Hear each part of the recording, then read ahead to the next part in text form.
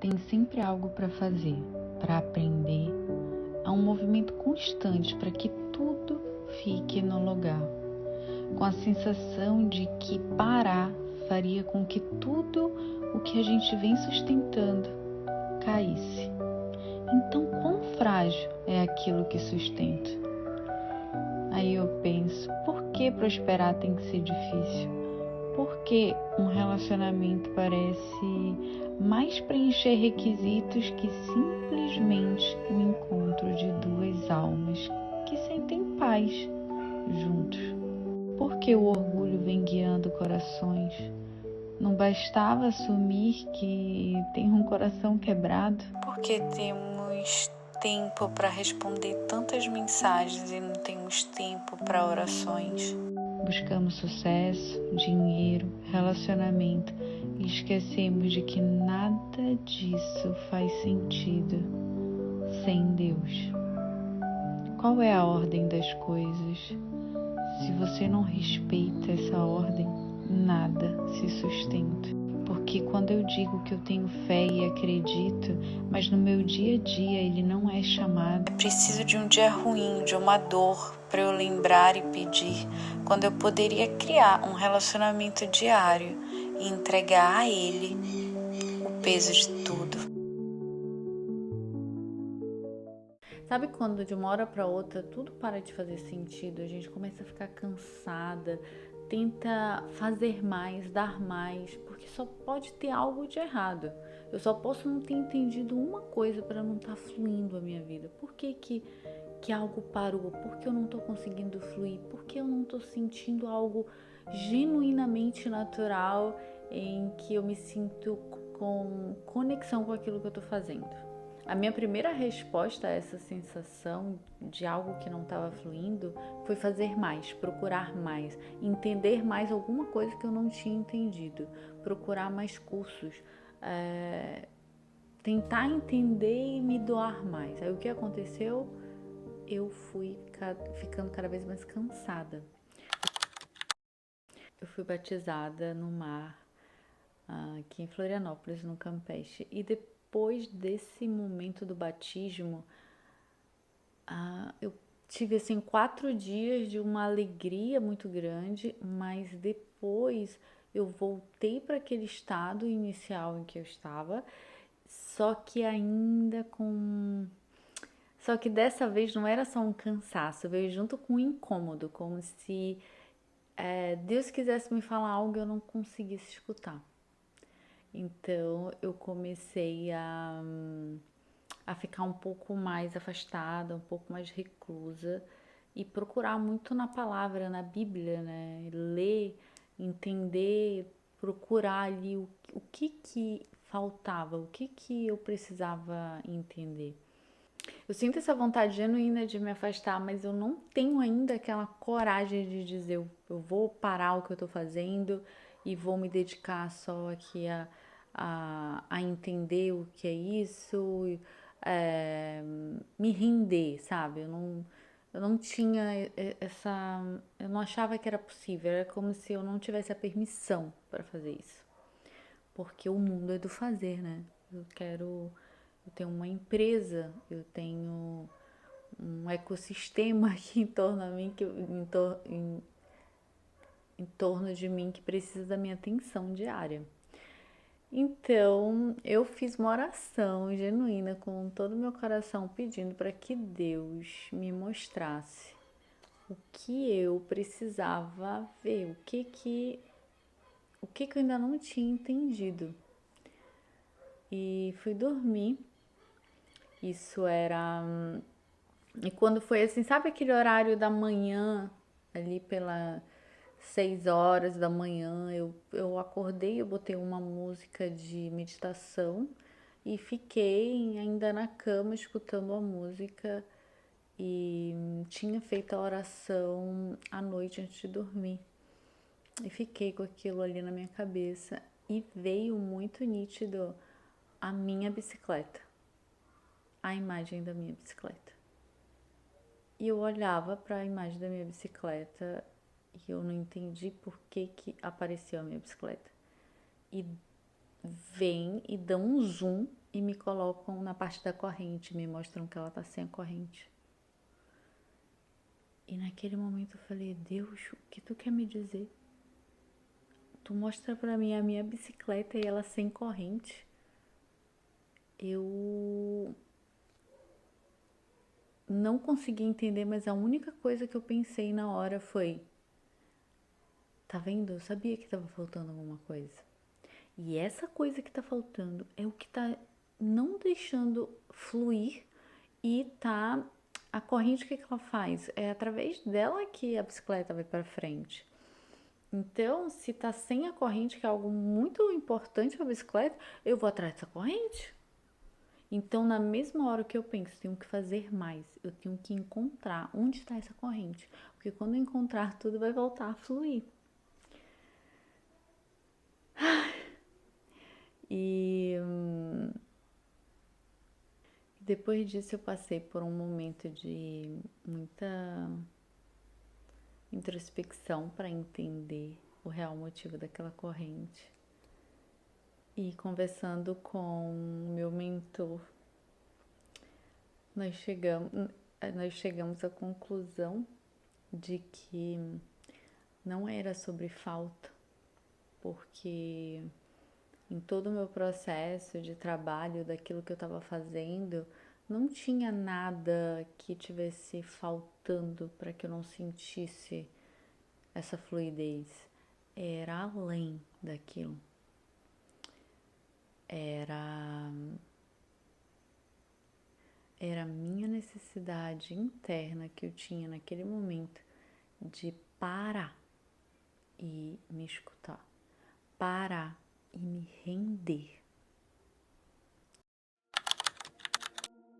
E hoje eu decido obedecer. Eu decido que eu vou me render e que eu não vou mais tentar mudar nada e que eu também não vou tentar fazer mil coisas como se o fazer fosse me tirar ou me dar alguma resposta. Mas eu vou esperar para saber qual é a resposta de quem é essa nova Pamela que tem que nascer. Sobre minha nova identidade, sobre aquilo que vai me fazer brilhar os olhos de novo e estar feliz de novo.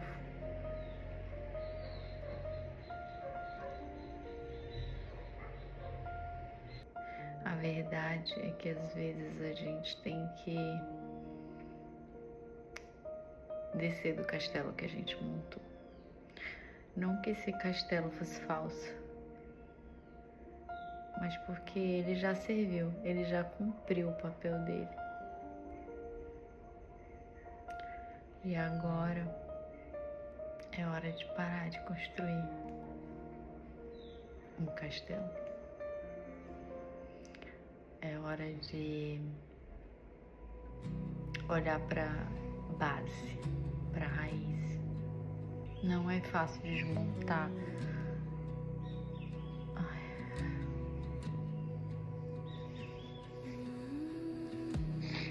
Às vezes quando tu não sabe nada,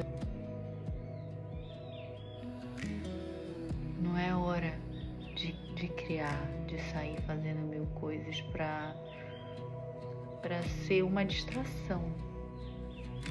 Que vai ser no final para ti uma distração. Às vezes é só hora de aceitar que algo mudou no teu profundo. E eu escolho parar e escutar.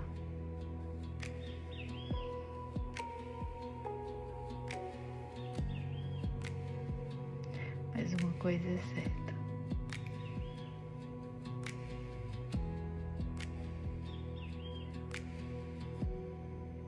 Hoje eu decido que algo morreu em mim.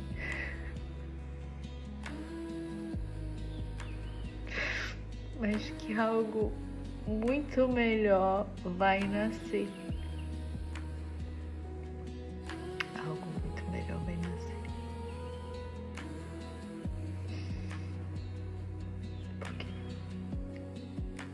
que o centro de tudo isso é Deus. E Ele nunca mandaria eu destruir um castelo se Ele não tivesse um outro muito maravilhoso, muito melhor para mim. Esse é meu testemunho. Hoje é dia 10 de março de 2026. Ele tá tentando me dizer isso desde janeiro, mas eu já entendi. E foram 25 dias de muita entrega, leitura da Bíblia, oração, momentos em que eu fiquei mais reservada em casa, junto com a minha filha, também tendo muito contato com meu filho, que agora está na Itália. Foram 25 dias de jejum, também continuei fazendo meus exercícios físicos, sem internet. Foi um tempo que eu tirei para mim. E vocês não têm noção do que pode acontecer quando sai distração, entra jejum, entra oração. Mas é por isso que eu tô aqui, que é para contar para vocês agora tudo o que aconteceu. Então agora eu vou contar para vocês como é que foram esses 25 dias de jejum. Por onde que eu começo? Bom, eu já contei a história da bicicleta, né? Então, na história da bicicleta eu entendo que eu tenho que parar. E então eu decido parar, mas que não seja um movimento só de parar, né? Que seja um movimento com intenção e crio esse movimento de rendição. Então eu defino o tempo, defino o objetivo, mesmo que isso possa mudar no meio do caminho, mas eu parto com alguma coisa. E na primeira semana, para mim, foi a mais forte, porque eu não estava acostumada com o jejum. Eu era uma pessoa que não jantava sempre, mas eu sempre comia alguma coisa no horário da noite. Então eu decidi tirar a janta e também tirar o café da manhã. Eu defini um horário para comer. Eu queria fazer um jejum de 18 horas. Então eu começava, minha primeira refeição era meio-dia e minha última refeição era 6 horas da tarde. A primeira semana, para mim, a minha mente ainda estava condicionada, então eu acabava achando que eu estava fraca, mas em realidade eu não estava. Era só um medo de ficar fraca. Detalhe importante. A primeira semana eu dormi bastante. Sabe assim, quando algo tá pesado que tu tá carregando e tu tira isso e te vem sono, te vem vontade de dormir. Era como se eu relaxasse mesmo nos braços de Deus e falasse: tá aqui, Deus, eu te entreguei tudo, eu não sei o que que é, não vou mais pensar sobre nada disso. E aí eu senti vontade de dormir. Então, a primeira semana, os horários que eu consegui, eu tava dormindo ou com muito sono, muito cansada. E aí eu falei assim, nossa, que estranho, eu não esperava que eu fosse, porque eu nunca consegui dormir à tarde. Eu sou uma pessoa que eu não durmo de dia. E nessa semana eu dormi de dia. Então eu realmente me rendi. Me rendi porque eu relaxei e não queria mais pensar em nada. Quando foi no 8º dia, eu chamo ele de o pico, porque foi aonde eu tive uma resposta muito profunda que eu vou contar no final desse vídeo. Mas esse 8º dia foi muito importante. Depois desse período da primeira semana, vou tentar contar bem resumido e trazer o que eu tô tirando disso tudo, tá? Depois desse início dessa primeira semana, que eu tomo essa decisão e eu sinto essa paz, porque eu entendi algo, né, que tava me bloqueando ali. E aí o cansaço para, o sono para e eu já começo a ir mais pra vida, fico mais ativa, tudo. E o que acontece? Gente, essa história aqui, eu não vou poder contar ela em detalhes, tá? Mas eu quero trazer porque eu quero mostrar para vocês a importância da gente colocar Deus como centro de tudo, a nossa base. E quando a gente entra nesse movimento de rendição, que a gente coloca tudo nas mãos dele e pede. A minha oração era: Deus, tira as escamas dos meus olhos, me mostra a verdade. Só que eu achava que eu queria saber sobre mim, eram as minhas verdades, era o que eu queria, sabe? Era algo de dentro de mim. Mas o que aconteceu foi que a luz, ó, a verdade que aparece, a luz que chega até mim, também foi sobre os outros, sobre as pessoas que estavam ao meu redor. E aqui eu vou ter que ter cuidado de trazer algumas informações, mas eu quero falar um pouco para vocês, porque isso para mim foi muito forte, foi pesado. Eu tava com uma pessoa trabalhando dentro da minha casa. Eu deixava minha filha com ela, entendeu? Então, dentro da minha casa. Engraçado que ela chegou aqui em janeiro, e foi desde janeiro que eu comecei a sentir essa sensação. Lembra que eu falei? Pois é. Então, ela estava trabalhando comigo desde janeiro. Aconteceu algumas coisas estranhas aqui, mas como eu confiava bastante, eu não pensei, não liguei uma coisa com a outra, ok? Até porque, gente, é muita encenação, tá? É muita coisa ao redor que para que tu não enxergue, ok? Então eu não enxerguei. Eu só senti esse incômodo. Ok, vamos lá.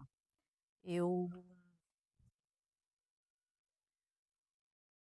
Um dia minha filha passa mal, tá com muita dor na barriga, e minha filha grita de dor na barriga como eu nunca vi. Ela também teve vômito um dia anterior, então eu sabia que aquela dor na barriga era por causa que ela tinha ficado mal, por causa dessa influência, né, que ela teve, por causa dessa virose, enfim. E aí, ela acorda de manhã com muita dor, gritando: Mãe, eu não consigo respirar, eu tô com muita dor no meu estômago. Eu ligo para ambulância para vocês terem uma noção, uma ideia do susto que essa menina me deu, do tanto que ela gritava de dor. A ambulância não consegue chegar, não vem.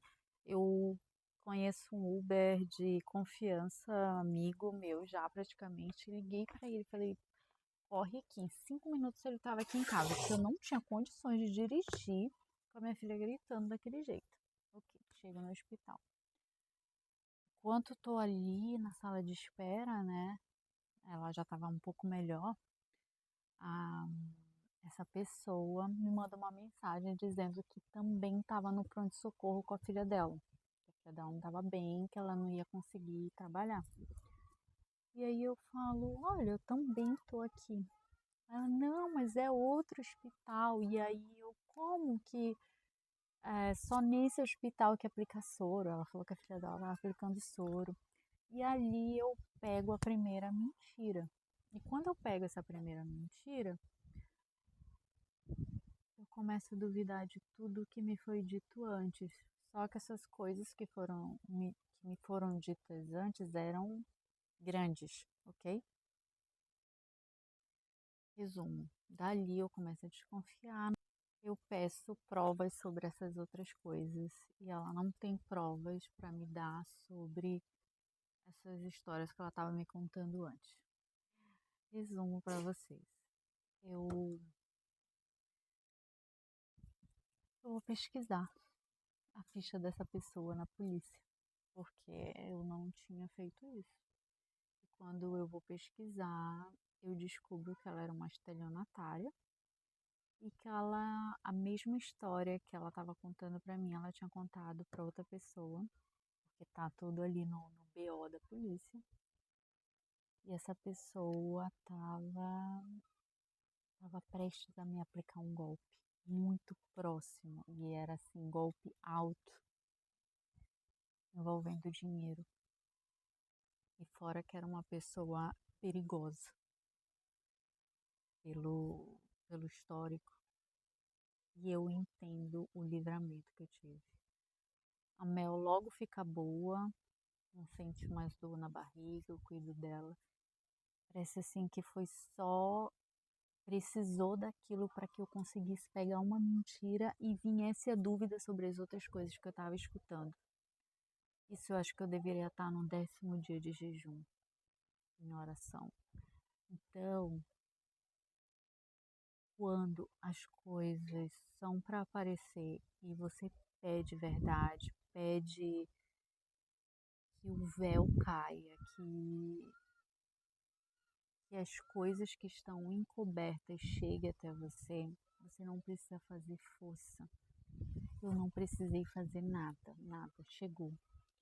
Eu só sei que a gente pulou uma fogueira. Era para acontecer algo ainda muito pior. Foi só um susto, graças a Deus. Mas essa já era a segunda coisa que estava acontecendo em que eu consegui ainda ter mais clareza do porquê que desde janeiro eu estava incomodada na minha casa. Eu enxerguei coisas que, se eu não tivesse parado, eu não teria enxergado. E a partir do momento que eu enxerguei, tudo ficou muito claro para mim. Eu sabia que era isso. Eu tinha certeza que era isso. E aí veio me confirmar depois com a Mel. Eu não sabia de nada. Já tinha tido uma visualização algumas horas antes. Aí eu dormi incomodada, acordo mais incomodada ainda. E aí eu ligo para 3 pessoas importantes da minha família ali próxima e conto isso que eu tô incomodada. E ali conversando, tudo fica claro. Eu tomo essa decisão, uma decisão muito difícil para mim, que nunca tinha passado na minha cabeça. E eu tomo essa decisão, ainda incrédula que eu tô tomando essa decisão. E decido, depois disso, sair e contar pra Mel, conversar com ela e contar. E eu vou colocar aqui um pedacinho do vídeo contando pra ela.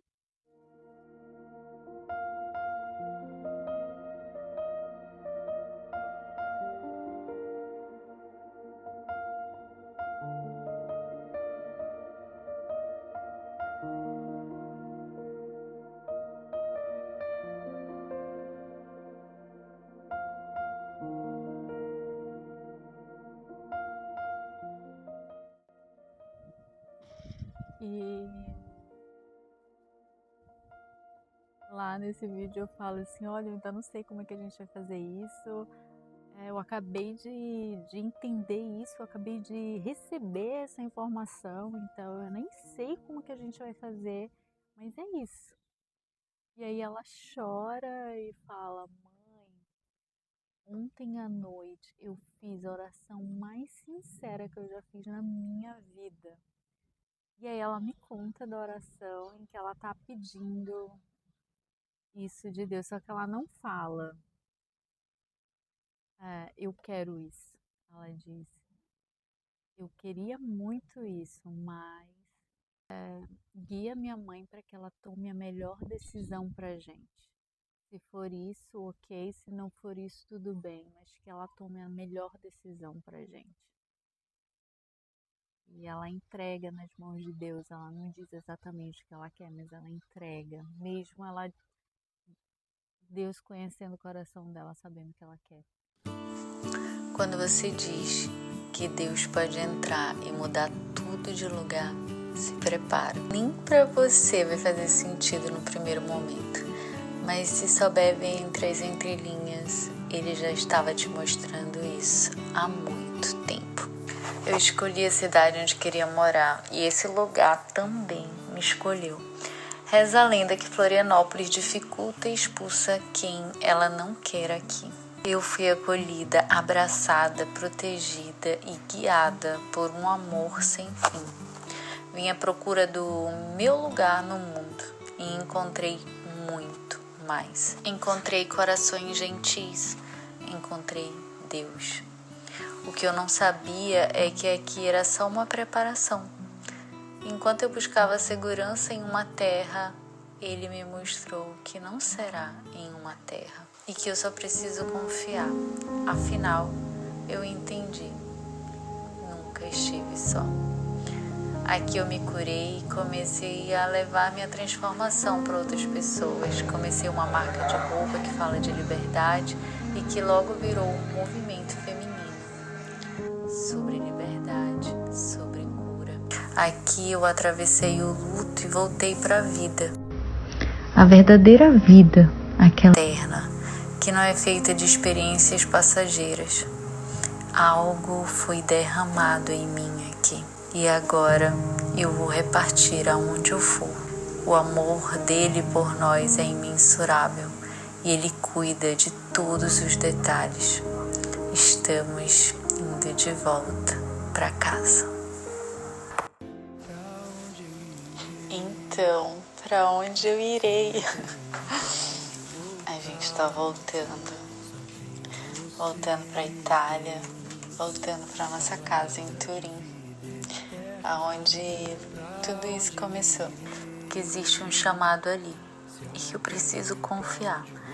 Não foi uma decisão prática, foi uma escuta, uma junção de tudo aquilo que já vinha sendo mostrado há tempo pelos meus filhos, sobre a família deles ali, sobre crescer com uma rede de apoio e principalmente tirar de mim a capa de orgulho. Eu dou conta de tudo sozinha. Não quero mais. Foi importante por um tempo, mas por um tempo acabou. Oliver vai ter o pai e a mãe próximos, a Mel vai ter a família do pai e poder estudar lá, como vinha me pedindo há um bom tempo. Eu precisei parar, me render, parar de fazer força e entregar. Agora a paz voltou por aqui e eu já entendi quase tudo.